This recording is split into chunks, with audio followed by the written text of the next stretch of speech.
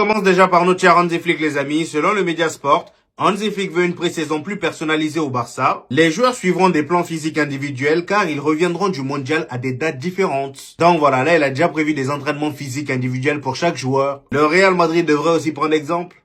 Mais avec l'arrivée de Pepe, je m'inquiète pas, ça va le faire. On enchaîne les hommes avec le Media Mundo Deportivo qui nous informe que Marc Cucurella veut quitter Chelsea pour le Barça. Néanmoins, l'opération semble délicate car cela implique Alejandro Balde quitte le club. Alors Balde, lui, je vais pas vous mentir, vu la griffe de sa dernière saison, s'il se réveille pas la saison prochaine, le Barça risque de le vendre. Il a été pour moi l'un des joueurs les plus décevants de cette saison au FC Barcelone. Toujours avec le Media Mundo Deportivo, les amis, on nous dit le Bayern Munich offre 34,5 millions d'euros pour Marcus Rashford.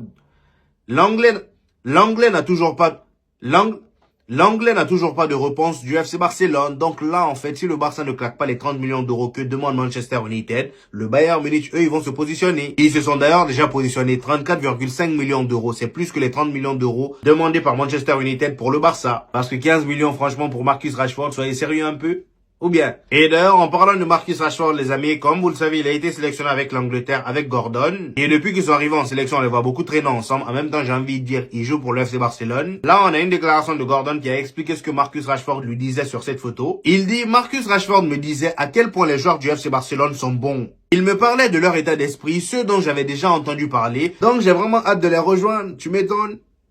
Est-ce que quelqu'un a déjà parlé du Real Madrid à Dumfries? Ou à Konaté?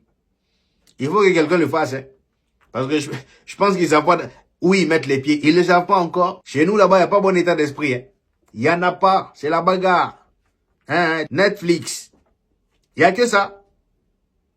Gordon enchaîne en disant, il m'a aussi parlé de la ville, des endroits où vivre. C'est une personne agréable, très attentionnée. Et il m'a juste donné quelques informations. C'est très bien. Et je rappelle que là, on parle de deux concurrents. Si le Barça décide de garder Marcus Rashford, les deux seront en concurrence. Mais malgré ça, pas de rivalité, ça communique calmement, il n'y a pas de jalousie. Voilà, pas d'ego. Toujours avec le FC Barcelone, les amis, il y a un journaliste barcelonais qui s'est posé la question pourquoi le Barça ne se tourne pas vers Lautaro Martinez. D'autant plus que ce dernier serait beaucoup moins cher que Julián Alvarez, même si oui, ce dernier est beaucoup plus âgé. Mais pour le coup, les gars, c'est une très très belle option. Même moi, je me pose la question pourquoi vous vous tournez pas vers lui?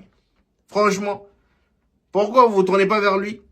On enchaîne les hommes avec une autre pépite du FC Barcelone, l'ami de Lamine Yamal, Shane Kluivert. Comme vous pouvez le voir sur la photo, pendant que lui et Lamine Yamal jouaient ensemble, il faisait beaucoup plus petit. Lamine Yamal, je pense, Lamine Yamal est beaucoup plus âgé que lui. Là, on nous dit Shane Kluivert effectuera la préparation d'avant-saison avec l'équipe première. Voilà, donc là, il va rejoindre Lamine Yamal. Après lui, pour le coup, je sais pas comment il joue. Je sais pas s'il y a des gens ici qui l'ont déjà vu jouer à la Masia là-bas. Dites-moi ça en commentaire. Est-ce qu'il est bon ou mauvais? Et en parlant de Lamine Yamal, les amis, il nous a encore fait quelques révélations dans sa dernière vidéo YouTube. Franchement, je commence à prendre goût à ses vidéos YouTube. Voici ce qu'il dit.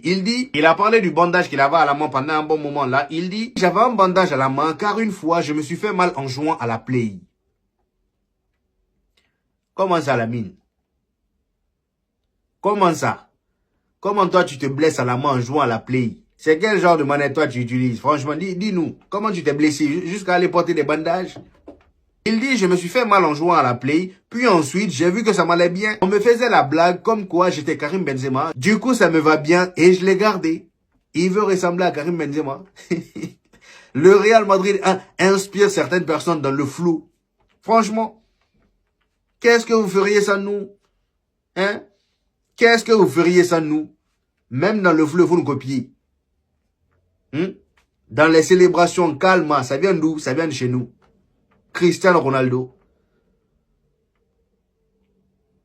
Vous voyez pourquoi je commence à kiffer les vidéos de Lamine Yamal. Il y a de belles révélations comme ça, des révélations vraiment croustillantes. Franchement.